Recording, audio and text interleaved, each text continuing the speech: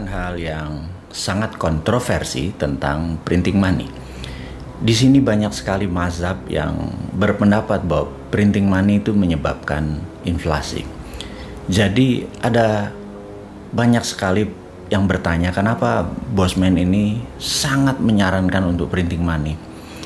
Tentunya saya sebagai pemrakarsa printing money dalam ekonomi makro dan mikro di Indonesia sebenarnya bukan berniat asal bicara dan berniat membuat negara ini inflasi, membuat negara ini rugi. Tetapi kalau saat ini pejabat keuangannya, menteri keuangan dan jajaran direksi dari petinggi-petinggi di kementerian banyak yang berbeda ilmu pengetahuannya dengan apa yang Bosman atau kaum New Mind memahami tentang printing money yang berbasis di MMT atau Modern Monetary Theory-nya yang digagas oleh Michael Hudson. Ya nggak salah, tapi kita berusaha menyederhanakan pemahaman tentang printing money. Apakah itu akan menimbulkan inflasi? Mungkin ada benarnya, tapi selama hal itu bisa terkendali, jadi inflasi menurut saya tidak bermasalah, asal jangan hyperinflation. Kalau misalnya deflasi, apakah menakutkan? Semua negara juga takut sama deflasi, seperti halnya sekarang negara Jepang misalnya. Nah, bersama ini sebaiknya kita urai apakah yang dimaksud dengan printing money. Jadi prinsip dasarnya adalah di dalam teori ekonomi yang kita anut atau yang kaum New Mind anut adalah printing money dalam hal ini adalah quantitative easing atau pelonggaran di dalam fiskal keuangan. Saat ini sudah hampir beberapa tahun di Indonesia kita atau pemerintah pusatnya menggunakan quantitative tightening yang sangat ketat sekali sehingga kredit di perbankan ciri-cirinya adalah tidak keluar atau mengucur dengan deras. Ini yang kita harap ke depan pemerintah dalam 3 tahun ini yang sampai tahun 2024 di masa akhir jabatan periode kedua, mudah-mudahan nggak nambah periode ketiga ya, sampai akhir dari periode kedua ini kira-kira masih 3 tahun, dan selama 7 tahun kan kira-kira menghutangnya kira-kira 4.500 triliun. Mudah-mudahan Bapak pejabat yang di atas dan Ibu yang berkaitan dengan keuangan, ada baiknya Anda melunasi saja hutang itu setidak-tidaknya separuh deh, dari 4.500 ke 2.000-an, 3.000-an gitu ya. Jangan didiamkan. Kalau didiamkan, strategi Anda meminjam uang tadi dari 4.500 pinjamnya atau total semua mungkin saat ini 6.500 triliun bisa-bisa menjadi 11.000 triliun, dan itu kasihan buat nanti siapapun yang menjadi pemimpin di tahun 2024, kalian yang pesta, kami yang cuci piring gitu ya. Jadi intinya adalah bagaimana kalau Anda semua pejabat di atas dalam 3 tahun ke depan gunakan strategi quantitative easing, yaitu longgarkan semua kebijakan keuangan, kredit ngucur lagi, kayak kemarin properti nggak jalan, banyak sekali kredit-kredit yang nggak bisa jalan di perbankan, padahal untuk growth ekonomi sebuah negara kalau Anda ingin 7% supaya sesuai dengan janji-janji manis waktu di kampanye yang bikin diabetes itu, harusnya ya minimum pertumbuhan ekonomi Indonesia dari sisi kucuran dana adalah 15%. Meningkat pertumbuhan kreditnya dibandingkan dengan tahun sebelumnya. Saat ini tahun per tahun berjalan year to year, paling tumbuhnya cuma 4-5% dibandingkan tahun sebelumnya, dan ya tumbuh nasionalnya sekitar 2-3%-an, dan itu terjadi fakta di lapangan saat ini. Oke, kita akan urai tentang quantitative easing, di mana uang sangat cair, atau bahkan kalau sampai ditambah printing money menjadi lazy money, uang itu lazy tapi pekerjaan banyak, sehingga Anda yang memiliki project-project yang tadinya bermasalah dengan funding atau pembiayaan menjadi semuanya jalan. Oke, saya yakin jangan takut dengan inflasi. Di sini saya mau menerangkan prinsip dasar dari MMT yang banyak dikritik oleh mereka yang memahami bahwa printing money adalah menyebabkan inflasi adalah begini. Saya lebih suka harga beras, atau kami kaum MMT ini, Modern Monetary Theory ini, lebih suka harga beras itu 20.000 per liter, tapi semua orang bisa membeli beras, daripada harga beras 7.000 tapi nggak ada yang bisa beli beras. Itu prinsipnya. Di Jepang harga 1 liter beras mungkin 50.000, tapi semua orang Jepang bisa beli. Kalau dibandingkan dengan orang Indonesia yang harga berasnya rata-rata 7.000 atau 10.000, harga 50.000 itu mahal sekali. Tapi faktanya sekarang harga beras 1 liter 7.000 dan 8.000 itu nggak semua orang bisa beli gitu ya. Nah itu prinsip dari MMT. Jadi lebih baik semua orang bisa beli walaupun terlihat harganya, jumlahnya secara nominalnya mahal, tapi semua orang bisa beli.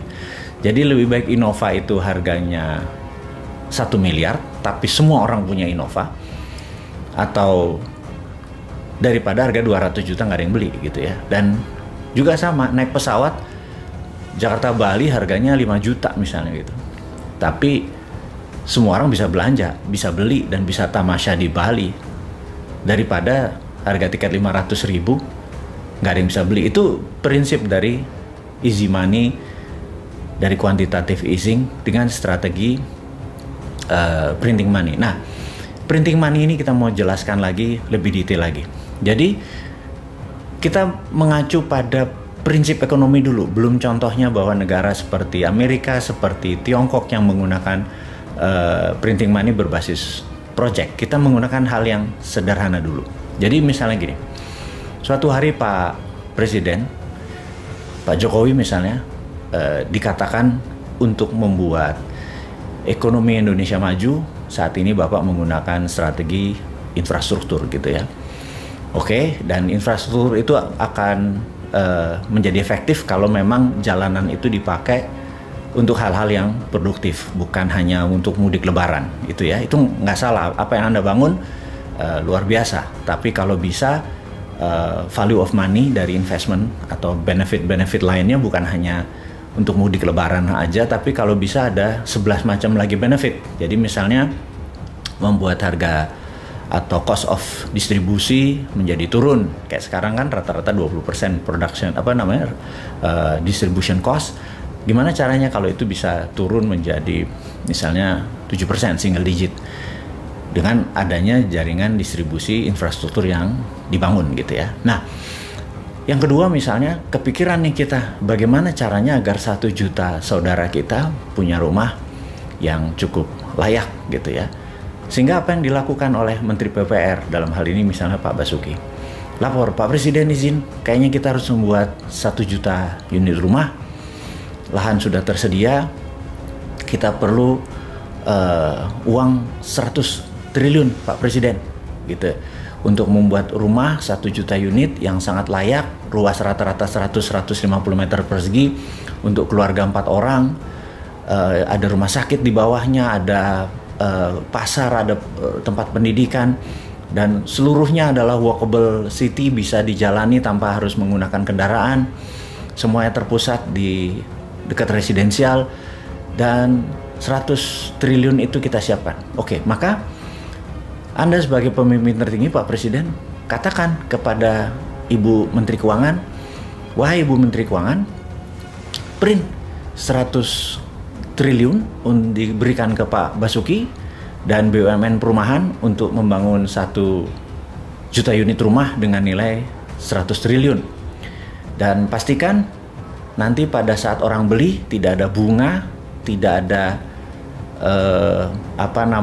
interest dari mereka yang harus membeli tersebut, dan Anda Pak Basuki menjualnya adalah par price, alias modalnya 100 triliun ya nanti harus balik 100 triliun tanpa dibungakan.